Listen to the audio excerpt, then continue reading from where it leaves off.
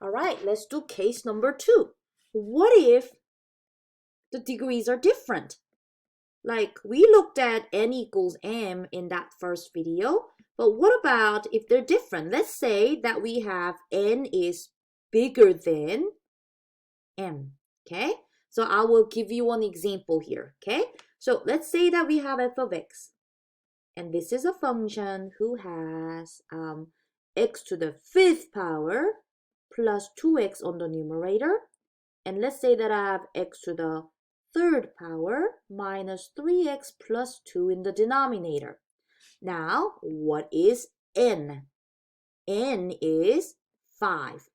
N refers to the degree of the numerator, aka the biggest exponent that you have on top of the fraction. What is m? M is the degree of the denominator, which is 3. You can tell 5 is bigger than 3. So this is case number, I did not write case number 2. This is case number 2, okay? If this is happening, then the rational function has no horizontal asymptote.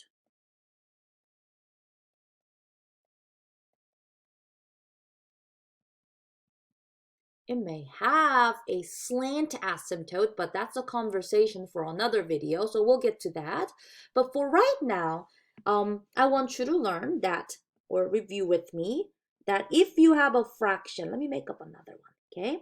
Let's say that I have x squared plus 5x minus 1, and I have x plus 3 there, okay? What is the degree of the numerator? What's n? N is 2. There's no exponent written in the bottom of the fraction, but what is the exponent of this x? 1. So you notice that 2, the number on top, is bigger than 1, the number in the bottom, right? So this is case number 2. So both of these, f of x and g of x, has no, well, not I'm sorry, I didn't mean to spell no horizontal asymptote. Okay, so that's case number 2. Now, you know, it's been only 2 minutes, so how about I go over case number 3 in this same video? Because case 3 will be, what if the bottom is bigger?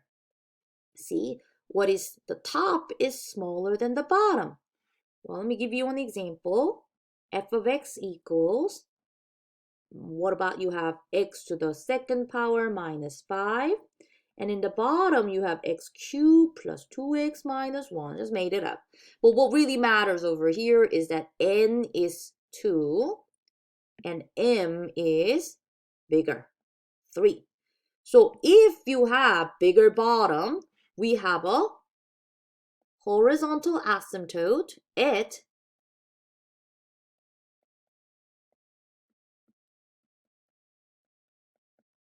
we don't mean at, but horizontal asymptote of y equals 0. It's always going to be that, okay?